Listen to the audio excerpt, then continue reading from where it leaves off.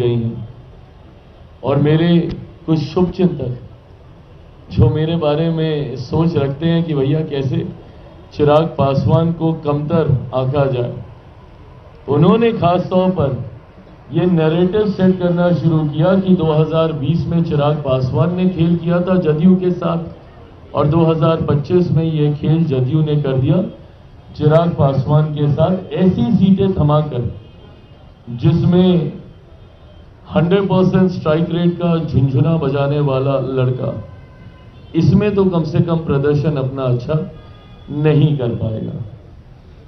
और through out the elections, पूरे चुनाव प्रचार के दौरान ये नैरेटिव सेट करने का प्रयास किया गया कि जदयू और लोजपा में दरारें हैं, ये दरारें भरी नहीं गई हैं, अब चिराग पासवान से बदला लेने का समय आ गया और अब चिराग अगर 4-5 सीटें भी इसमें से जीत जाएंगे तो बहुत बड़ी बात होगी। एंड मोर और लेस अधिकांश एग्जिट पोल ने भी वैसा ही दिखाना शुरू किया, जहां पे हम लोगों को दहाई के आंकड़े तक भी लेकर जाने में कई एग्जिट पोल की सांस फूलने लगती थी। बहरहाल मैंने हमेशा इस बात को मैंने कहा कि मैंने चुनाव सर्वे के आधार पर नहीं, मैंने हमेशा चुनाव अपनी मेहनत के आधार पर लड़ने का काम किया। परिणाम मैंने ये सोचकर नहीं कि एग्जिट पोल मुझे क्या दिखाएंगे, परिणाम बिहार की जनता मुझे क्या देगी, ये सोचकर मैंने चुनाव लड़ने का काम किया। 2014 में भी मात्र एग्जिट पोल, जब हम लोग 7 सीटें लड़े और 6 जीते थे, तो एग्जिट पोल मात्र 2 सीटें दिखा रहा और कुछ जगह तो ये कह के दिखाई जा रही थी कि बस बाप बेटा ही, ये वर्ड इस्तेमाल किया गया था कि बस बाप बेटा अपनी सीटें जीतेंगे, जमुई से चिराग और हाजीपुर से मेरे नेता। और 2019 में भी जब 6 की 6 हम लोग जीते, तब भी यही नैरेटिव सेट किया जा रहा था कि बहुत होगा तो 2 सीटें जमुई चिराग निकाल लेंगे, हाजीपुर इनके नेता के नाम पर उस वक्त हमारे चाचा चुनाव लड़ रहे थे वो निकाल लेंगे। और 24 में तो हद कि भैया सिर्फ हम ही सीट निकाल पाएंगे, जमुई की 1 सीट निकल गई तो निकल गई, बाकी इनके जितने प्रत्याशी हैं उनमें से कोई चुनाव नहीं जीत पाएगा। और मेरे 5 सांसद आज इस मंच पर आपके सामने मौजूद हैं। बहरहाल मैं एग्जिट पोल को मैं दोष नहीं देता, मैं दोष उन लोगों को देता हूं जो ये नैरेटिव सेट करने का प्रयास करते हैं बार बार कि गठबंधन में दरारें, चिराग पासवान मुख्यमंत्री जी के बीच में दरार, लोजपा जदयू, और इन बातों को सहज स्वीकार करना भी आसान हो जाता है क्योंकि मेरा इतिहास भी ऐसा ही रहा है। 2020 में जिस तरीके से हमारी भूमिका रही, तो उस भूमिका के साथ जोड़ते हुए इन परिस्थितियों को जोड़ना आसान हो जाता था और इसीलिए 24 के लोकसभा में भी यही परसेप्शन बनाया गया और यही परसेप्शन 2025 विधानसभा में भी बनाया गया। पर मुझे खुशी है आज कि जिस तरीके से तमाम बातों को ध्वस्त करते हुए एनडीए का प्रदर्शन रहा और जिस तरीके से विपक्ष के तमाम नेताओं की बातें, उनका भ्रम फैलाना, उनका फॉल्स नैरेटिव सेट करना सिर्फ बातें बनकर रह गया। और जो बातें मैंने निरंतरता में कही थी, राजनीति का विद्यार्थी हूं, बीइंग स्टूडेंट ऑफ पॉलिटिक्स, मैं भी अध्ययन करता हूं, पढ़ता रहता हूं, निरंतरता में सेफोलॉजिस्ट नहीं हूं, बट आंकड़ों को पढ़ता हूं, आंकड़ों पे काम करता हूं और इसीलिए मेरा विश्वास हर बार गहराता है कि भैया इतना तो हम जीतेंगे ही जीतेंगे। और वो विश्वास जो मैं आप लोगों से संवाद के दौरान भी रखता हूं, वो आता ही इन बातों को लेकर है क्योंकि मैंने उन आंकड़ों पे काम किया होता है। मैंने बार बार 2020 से इस बात को कहा, जब ये बात कही जा रही थी कि भैया राजद इतनी बड़ी पार्टी, राजद इतनी बड़ी पार्टी, उस वक्त के नेता प्रतिपक्ष, अब आज की तारीख में कौन होंगे कैसे होंगे नहीं पता, बट उस वक्त के नेता प्रतिपक्ष कि भैया वो एकदम मुख्यमंत्री बनने के समीप थे, बन ही गए थे, शपथ होने वाली थी। मैंने तब भी ये कहा था कि बिहार की जनता ने कभी भी उनको चुनने के लिए वोट नहीं दिया है। 2020 में बहुत सहजता से ये बात मेरे साथ जोड़ दी जाती थी और कह दी जाती थी कि चिराग पासवान की वजह से जनता दल यूनाइटेड को नुकसान हुआ। अगर जनता दल यूनाइटेड को नुकसान हुआ तो इसका लाभ किसको मिला? उसका लाभ सीधा सीधा राजद को मिला था। राजद को भी उस वक्त बड़ी पार्टी चुनने का जनादेश नहीं था क्योंकि उस वक्त एक डिवाइडेड एनडीए था, इसका लाभ परिस्थितिवश राजद को मिल गया था। बट उन आंकड़ों को देखकर, इतने विधायकों को देखकर, जिस तरीके से राजद अपने पुराने स्वरूप में, अहंकार में आ गया था, उस वक्त मैं बार बार ये कह रहा था कि ये अहंकार ही इनके पतन का कारण बनेगा, क्योंकि ये कभी समझ ही नहीं पाए कि एक बटे हुए एनडीए का लाभ आपको मिला है, जनता ने आपको नहीं स्वीकारा है। और आज वही चीज प्रमाणित हुई है। यही परिणाम 2020 में आते, और जनता दल और राष्ट्रीय जनता दल की अगर मैं बात करूं तो ये तो 2005 से 2010 से समाप्त है ये पार्टी। 2010 में जिस तरीके से एनडीए को प्रचंड बहुमत, एक ऐतिहासिक बहुमत मिला था, उसी वक्त राजद को अस्वीकार कर दिया गया था, और ये अस्वीकार 2005 में भी हो गया था। तो एक बार जो 90 के जंगल राज के बाद, उन 15 सालों के शासन के बाद जनता ने राजद को अस्वीकार करने का काम किया। बिहार की जनता ने कभी उन्हें दोबारा स्वीकार नहीं किया। अब उसके बाद से परिस्थितियां बनती गई। 2010 में जनता ने स्पष्ट जनादेश दे दिया कि भैया राष्ट्रीय जनता दल जंगल राज वाला नेतृत्व तो हमें नहीं चाहिए। पर 2015 में परिस्थितिवश पुनः उन्हें मौका मिला। मुख्यमंत्री नीतीश कुमार जी के उनके साथ जाने की वजह से उन्हें लाभ हुआ, और 2020 आते आते तक जिस तरीके से एनडीए में बिखरा हुआ, अगर 2015 का भी एनडीए वैसा ही रहता जैसे आज है, तो भी इन लोगों के लिए खाता खोलना मुश्किल होता। 2020 में भी आज जैसे हम लोग हैं वैसे ही रहते, तो इन लोगों के लिए दहाई का आंकड़ा पार करना मुश्किल होता। और 2025 ने तो प्रमाणित कर ही दिया भैया। इतना बुरा हर्ष, कई लोग सोचते हैं कि और कहते हैं कि भैया ये तो कल्पना भी नहीं की थी।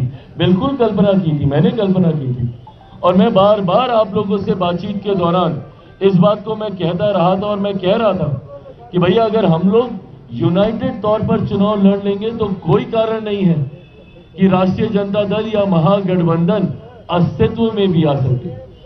और इस बार जिस तरीके से इनकी बुरी करारी हार हुई है, ये दर्शाता है कि जिस तरीके से महागठबंधन राष्ट्रीय जनता दल को बिहार की जनता आज से नहीं दशकों से नकार चुकी है, पिछले 20 साल से नकार चुकी है।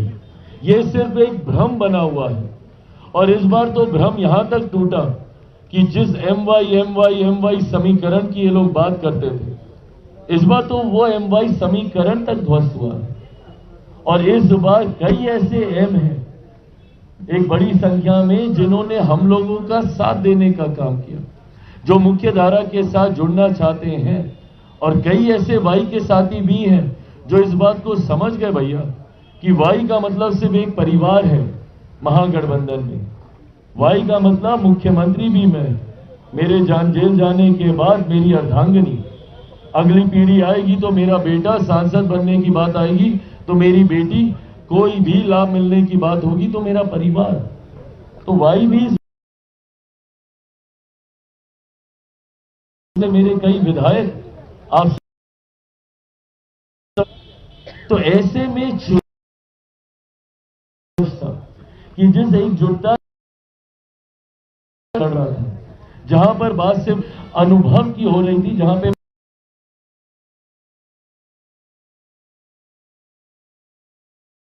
हो रही थी, जहां पे एनडीए घटक दलों की एक, दूसरी तरफ महागठबंधन के अहंकार की बात हो रही थी, एक दूसरे को चेहरे पे सहमति थी। अगर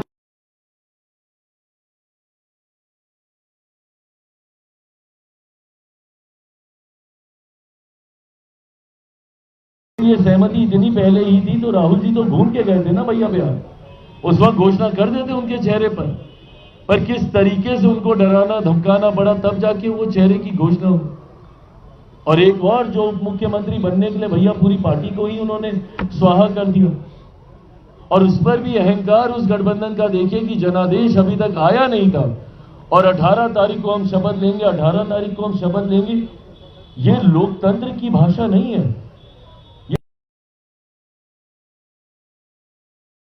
वो 90 के दशक के बाद जनता ने कभी स्वीकारा नहीं। आज जिस तरीके से ये सांप्रदायिकता खुशी कि जिस बिहार मेरे प्रधानमंत्री जी ने भी मजबूती से दोहराने का काम किया। बिहार में कोई एमवाई समीकरण है, देश की ही नहीं दुनिया की आधी आबादी महिलाएं हैं, तो उस ही नहीं देश की सबसे बड़ी आबादी ये है सही मायनों में एमवाई का। जी ने भी इस बात को मजबूती से कहने का काम किया। इस एमवाई समीकरण के साथ आने वाले दिनों में जहां पे जात पात धर्म मजहब समावेश की सोच के साथ उसका मजबूत समर्थन मेरे प्रधानमंत्री के सोच वाली कुमार जी के अनुभव वाली सरकार बिहार फर्स्ट बिहारी फर्स्ट के समर्थन दिनों में आप सबको देखने स्वर्णिम काल के तौर पर होंगी। किया कि कैसे मेरे प्रधानमंत्री देश का प्रधानमंत्री बिहार आते हो चुनाव लीड करने का काम किया। जिस तरीके से हर दूसरे दिन बिहार आकर उन्होंने यहां पे प्रचार कर परिणामों के बाद जहां मैं बिहार धन्यवाद करता हूं कि सही जरूरत है इस डबल इंजन की सरकार की, तो वहीं मैं हूं जितनी मेहनत का काम किया हर दूसरे तरीके से उन्होंने बिहार किया। चुनाव से पहले भी लाखों करोड़ों की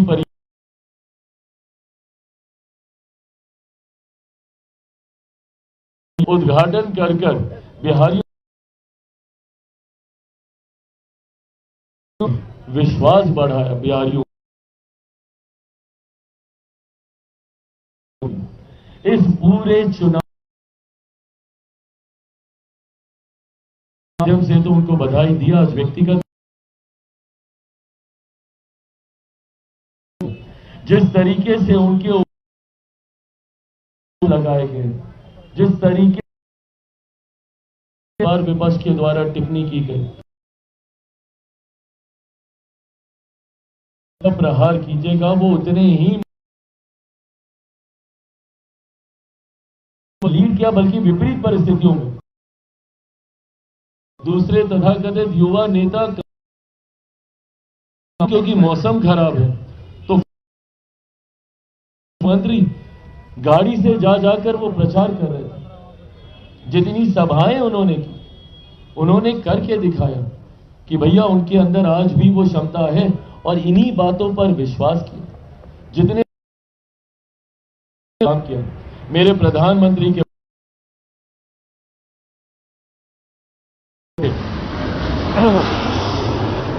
उनके बारे में जिस को लेकर किसी पूछने लगेंगे इन बातों को है तो आज वोट चोरी की बात कह प्रहार उनके ऊपर हुए उतना ज्यादा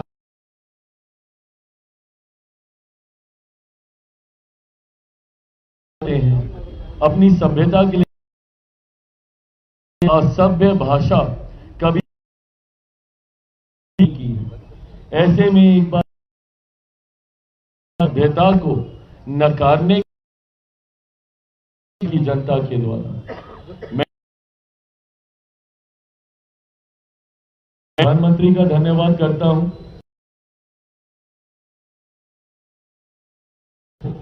जहां मैंने धन्यवाद दिया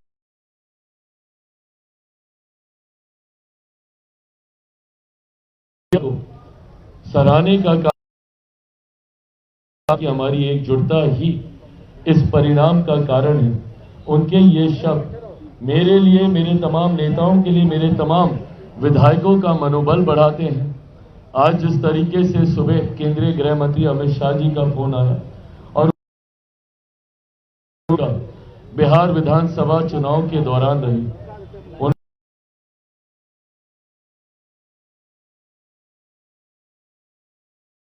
मैं, मेरी पार्टी उनका भी धन्यवाद करती है।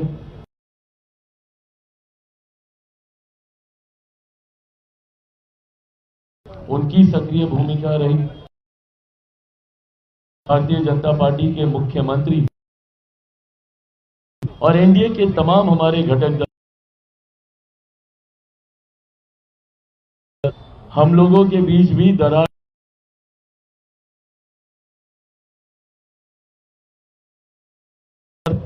हम लोगों ने प्रचार करके एक दूसरे के विधायकों को हुई, तो जिस मुस्कुराहट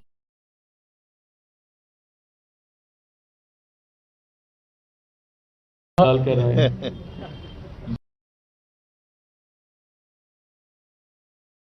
वोट हेलीकॉप्टर हमारे बख्तियारपुर, तो वहीं दूसरी तरफ हमारा वोट भी तीर छाप को गया है।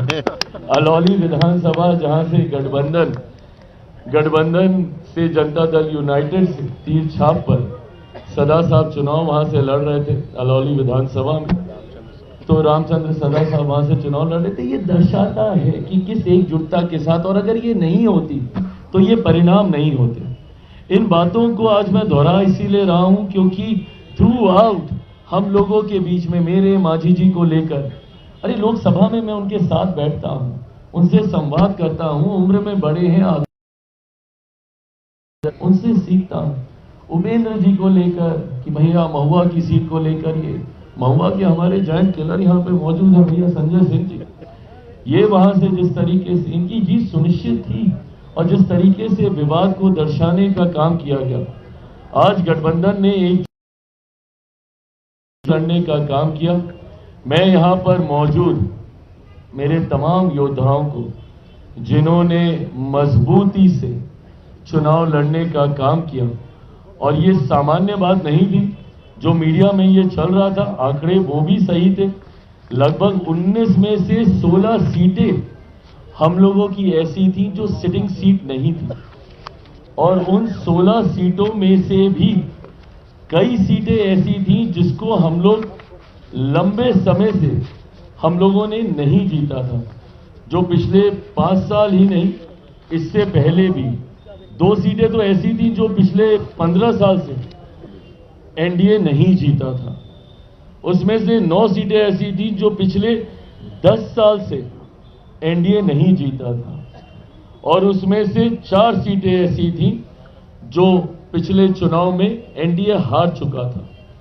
ऐसे में गठबंधन ने ये विश्वास जताया, और ये बात केंद्रीय गृह मंत्री जी से जब हुई भी थी तो उन्होंने भी इस बात को कहा था कि आप में ये क्षमता है कि आप इसमें से अधिकांश सीटों को आप निकाल पाएंगे। महज 29 में से 3 सीटें से ना सिर्फ उन 3 सिटिंग सीटों को वापस जीतकर मैंने गठबंधन 16 ऐसी सीटें भी हमारे इन योद्धाओं ने जीतकर हमारे गठबंधन को देने का काम किया, जो बल्कि 1 दशक 1.5 दशक से वो हमारे गठबंधन के पास नहीं थी। तो ऐसे में लोक जनशक्ति पार्टी रामविलास ने हमेशा विपरीत परिस्थितियों में अपने आप को साबित करने का काम किया। मैं पार्टी के संगठन, पार्टी के हर एक नेता, जिन्होंने मजबूती से पार्टी को चुनाव लड़वाने का काम किया, मैं बिहार प्रदेश के हमारे प्रभारी अरुण भारती जी का विशेष तौर पे मैं धन्यवाद करता हूं। इनकी एक अहम भूमिका रही रणनीति को लेकर, चुनाव के दौरान तालमेल को लेकर। प्रदेश अध्यक्ष अशरफ अंसारी जी का मैं विशेष तौर पे मैं धन्यवाद करता हूं, जिस तरीके से इन्होंने पूरे चुनाव के गंभीरता को समझते हुए पार्टी के संगठन के माध्यम से हर प्रत्याशी को जिताने में अहम भूमिका निभाई। मैं मेरे तमाम सांसद हूं, जिस तरीके से जिस संभाग को इन्होंने निभाने का काम किया, मैं राजेश वर्मा जी का मैं धन्यवाद करता हूं। एक संगठन को इन्होंने मजबूती देते हुए चुनाव में एक सक्रिय भूमिका निभाई। मैं शांभवी जी का मैं धन्यवाद देता हूं, जिस तरीके से ये अलग अलग प्रत्याशियों की जीत को लेकर जो जिम्मेदारी दी गई थी उसको इन्होंने मैं हमारे तमाम प्रवक्ताओं के तौर पर उनका, प्रदेश के हमारे तमाम जितने भी हमारे प्रवक्ता हैं, मीडिया के प्रभारी हैं, सबका मैं धन्यवाद देता हूं। समय समय पर सही जानकारी आप सबके समक्ष उन्होंने रखने का काम किया। मैं हमारे युवा प्रकोष्ठ के हमारे प्रदेश अध्यक्ष वेद प्रकाश पांडे जी का धन्यवाद देता हूं, जिन्होंने के तौर पर हमारी भूमिका का निर्वहन करने की जिम्मेदारी निभाने का काम किया। गठबंधन के साथ तालमेल प्रसार में आना, ये एक बड़ी जिम्मेदारी इनके ऊपर थी, इसको बखूबी इन्होंने निभाने का काम किया। मैं हमारे तमाम नव निर्वाचित विधायकों का मैं विशेष तौर पे मैं धन्यवाद करता हूं, जिन्होंने, एक बार सब लोग अपने अपने स्थान पर खड़े हो जाएं। मैं तमाम विधायकों को बधाई देता हूं। जहां मैं बधाई देता हूं वहीं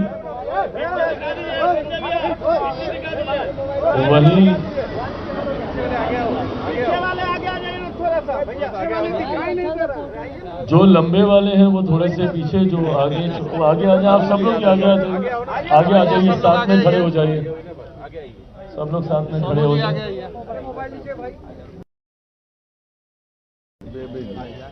ऐसे में बेबी जी आप इधर आइए, संगीता जी आप इधर आइए, बीच में आइए, आप लोग आइए इधर साथ में। विनीता जी आप भी इधर आइए, बीच में आगे आ जाइए, हमारे ठीक पीछे आ जाइए। आइए, हाँ आइए, आइए संगीता जी, आइए विनीता जी। तो हमारे तमाम विधायक इनको बधाई देते हुए बिहार फर्स्ट, बिहारी फर्स्ट को धरातल पर इन सब के ऊपर है, और उम्मीद ही नहीं पूरा विश्वास है कि लोक जनशक्ति पार्टी की मर्यादाओं को निभाते हुए, जहां पे विनम्र करते हुए बिहार विधानसभा में जाकर मजबूती से अपने क्षेत्र की समस्या के समाधान के लिए आवाज उठाने का तमाम विधायक काम करेंगे, ये मेरा विश्वास है।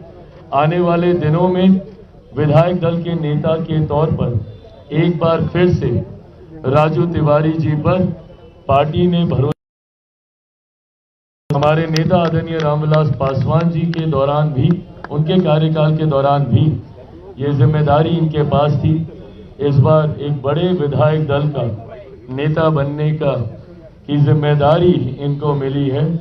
आने वाले दिनों में एक अहम भूमिका इनकी रहेगी। गठबंधन के साथ तालमेल कर गठबंधन के नेता के चुनाव से लेकर शपथ ग्रहण तक एक अहम भूमिका इन सब की रहेगी। पर मैं ये मानता हूं कि हर एक कार्यकर्ता अपनी इस जिम्मेदारी को उतनी ही ईमानदारी से निभाने का काम करेगा। जिस लक्ष्य के साथ हम लोग राज्य बनाने के लक्ष्य को अगले 5 साल में एक मजबूत पड़ाव तक हम लोग लेकर जाएंगे, ये विश्वास दिलाता हूं। मैं मीडिया के तमाम पत्रकार साथियों का दिल से धन्यवाद करता हूं। इस दौरान आप सब ने भी मेरी पार्टी का बहुत साथ दिया। आप सब ने कई बार समय मिला नहीं मिला, पर उसके बावजूद संपर्क साधकर सही जानकारी आपके दर्शकों तक पहुंचे, इस ईमानदार जिम्मेदारी को, और तभी आप सब लोकतंत्र का चौथा स्तंभ कहलाए जाते हैं, उस जिम्मेदारी को आप सब ने ईमानदारी से निभाने का काम किया। आप सब इस प्रेस वार्ता में आए, उसके लिए आप सबका बहुत बहुत धन्यवाद। जय हिंद, जय बिहार। मजबूत प्रदर्शन नई सरकार में आप और पार्टी की क्या भूमिका रहेगी? सर, बड़ा मजबूत प्रदर्शन रहा लोजपा का नई सरकार में, मुख्यमंत्री को लेकर दावेदारी है लोजपा। मैंने कहा कि हमारी पार्टी मर्यादाओं, धर्म की मर्यादा को नहीं तोड़ा है। मैंने कभी भी कोई जानकारी ऐसी साझा नहीं की जो गठबंधन के भीतर जिसको लेकर सहमति ना बन गई हो। ऐसे में जब सीटों की संख्या पे चर्चा हो रही थी, जब सीटों का चयन, जब तक प्रत्याशियों के नाम फाइनल नहीं हुए, मैं आप लोगों के बीच आया नहीं था। ऐसे में ये भी तमाम वो बातें हैं जो गठबंधन के भीतर जिनको लेकर चर्चा होना अभी बाकी है। पार्टी से उप मुख्यमंत्री होंगे नहीं होंगे, मंत्री कौन होंगे, कितने होंगे, ये तमाम बातें अभी गठबंधन के भीतर चर्चा होनी बाकी है। जैसे ही ये चर्चा होगी इसकी जानकारी भी आप सबके साथ साझा की जाएगी। पहले भी आप चुनाव जीते, 19 विधायक आए, उसके लिए बधाई। आपने बार बार ये कहा है कि अपराध से कोई टॉलरेंस नहीं होगा। आपके पहले विधायक नहीं थे, अब आपके 19 विधायक आ चुके हैं। क्या आप इस चीज को लेकर फिर से तैयार रहेंगे? अगर अपराध होता है तो उसके लिए आवाज उठाएंगे? बिल्कुल नहीं, आवाज उठाएंगे ही नहीं, बल्कि अब तो जिम्मेदारी भी मेरे कंधों पर है।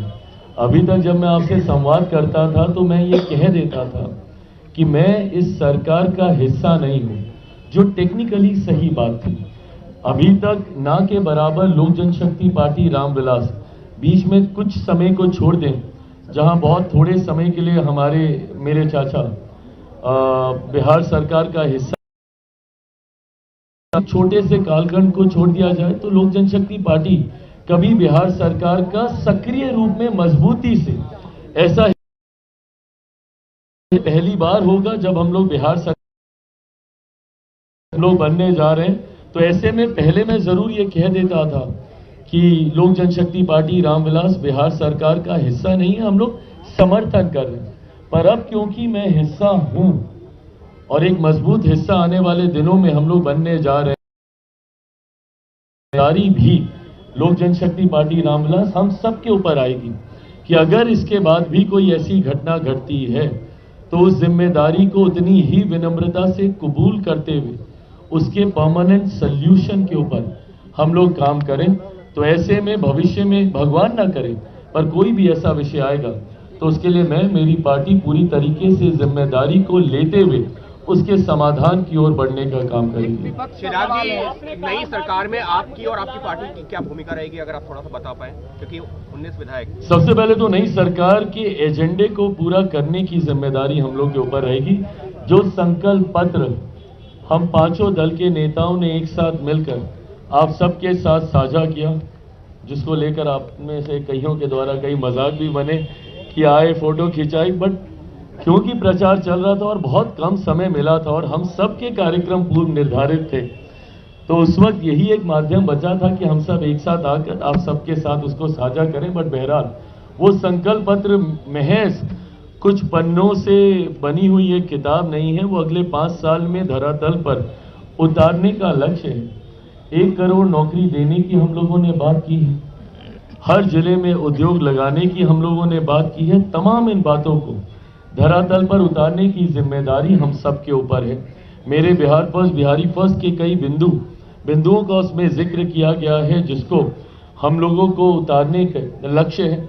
मैंने बिहार में हमेशा बाढ़ सुखाड़ की समस्या का जिक्र मैंने किया, जिसके समाधान का जिक्र उसमें किया गया है। ये तमाम विषय ऐसे हैं, इंफ्रास्ट्रक्चर से जुड़े हुए, आर्थिक संभावनाओं से जुड़े हुए, सामाजिक सद्भावना से जुड़े हुए, जिसको आने वाले दिनों में धरातल पर उतारने की जिम्मेदारी गठबंधन के सहयोगी होने के नाते यह हम सब के ऊपर है।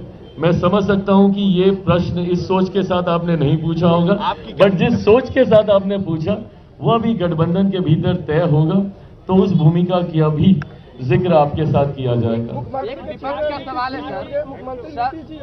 सर, मुख्यमंत्री के चेहरे के तौर पर लोक जनशक्ति पार्टी रामविलास, जैसा मैंने कहा और जिसका जिक्र केंद्रीय गृह मंत्री जी के द्वारा किया गया था कि तमाम विधायक बैठेंगे और संविधान की मर्यादा भी यही कहती है कि तमाम विधायक ही इवेंचुअली चुनने का काम करते हैं। ऐसे में मैं अगर अपनी पार्टी की तरफ से कहूं, क्योंकि अब हमारे विधायक दल के नेता यहां पर आ गए हैं, वो अधिकृत तौर पर भी ये जानकारी आपके साथ साझा करेंगे कि हमारे विधायक गठबंधन के नेता के तौर पर किसको चुनते हैं, और मुझे लगता है कि ये जानकारी जल्द आप सबके सामने आ जाएगी। मैं ये मानूंगा कि एक बार फिर से मौजूदा मुख्यमंत्री नीतीश कुमार जी ही हमारे गठबंधन के विधायक, हमारे गठबंधन के नेता के तौर पर मुख्यमंत्री की भूमिका का निर्वहन करने का काम करेंगे। एक विपक्ष का सवाल है चिराग जी, चुनाव एनडीए प्रचंड बहुमत से जीती। एक सवाल ले लीजिए, जिस तरीके से एनडीए नहीं, बिल्कुल सही बात है। ये तो कलेक्टिवली है ना, किसी एक विषय को लेकर थोड़ी, ये कलेक्टिवली, भले वो केंद्र सरकार का हो, राज्य सरकार की योजनाएं हो, सबकी वजह से ये परिणाम आए हैं। किसी एक कारणवश रहा हो नहीं संभव है, कलेक्टिवली रिस्पॉन्सिबल है इतनी प्रचंड जीत के लिए। विपक्ष एसआईआर पे सवाल खड़ा कर रहा है। आदित्य ठाकरे ने कहा कि के दावेदार है आपकी पार्टी। जैसा मैंने कहा कि ये गठबंधन के भीतर ये चर्चा का विषय है। आदित्य ठाकरे ने कहा कि चुनाव आयोग की जीत है, एसआईआर पे सवाल। मेरी समझ के परे है कि जब इनकी जीत होती है तो सवाल नहीं उठते। और ये तो खैर हम लोग मान के चल ही रहे थे कि भैया बहाना तलाशने की शुरुआत हो गई है, और जरूरी था ये बहाना तलाशना, नहीं तो आज आके एकदम से बोलते तो लोग भी हंसी उड़ाते, मजाक करते। तो इन्होंने एक लंबे समय से बहाना तलाश कर लिया था एसआईआर को लेके। आज मैं पुनः डंके की चोट पर इनको चुनौती देता हूं। अगर एसआईआर से इनको इतना ही ऐतराज है और चुनाव आयोग पे इनको भरोसा नहीं है, भाई सरकार तो कुछ कर नहीं सकती ना इसमें, ना हम 3 में है ना 13 में है। केंद्र सरकार का एसआईआर से कुछ लेना देना नहीं है। ये फैसला चुनाव आयोग के द्वारा लिया गया है, जो स्वतंत्र संवैधानिक संस्था है। अब इस संस्था पे आपको विश्वास नहीं है तो दूसरा रास्ता क्या है, न्यायालय पे जाना। आप जाइए, मैं चुनौती देता हूं एसआईआर के खिलाफ, आप जाइए सुप्रीम कोर्ट का दरवाजा खटखटाइए। अगर आपको इतनी ही आपत्ति है, सिर्फ आना, पीपीटी प्रेजेंटेशन करना और इसको लेकर भ्रम फैलाना, जनता ने नकारा ना आपके भ्रम को। 10 दिन 12 दिन यहाँ पर आप घूम फिर कर गए, क्या हुआ? और आपके खुद के अपने कितने साथी आपका साथ देते हैं भैया? आपके जाते ही राजद ही भूल गया था कि एसआईआर का कोई मुद्दा है। राजद ने तो उसको दोबारा नहीं उठाने का काम किया। और मुझे इंडिया अलायंस के बता दीजिए ना कि कितने साथी एसआईआर को मुद्दा मानते हैं और वो अपने अपने प्रदेशों में वो इसको मुद्दा बनाकर प्रदर्शन कर रहे हैं, ना के बराबर। सिर्फ ये राहुल जी को शौक चढ़ता है कि वो पीपीटी प्रेजेंटेशन देने आते हैं, जनता इसको कतई मुद्दा नहीं मानती। बहुत बहुत धन्यवाद साथियों, आप सब यहाँ पर आए। अच्छा, victory, okay okay okay okay, victory.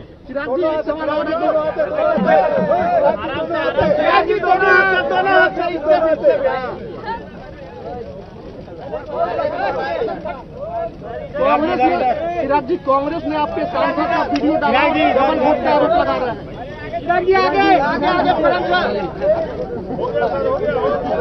चलिए, बहुत बहुत धन्यवाद, थैंक यू थैंक यू।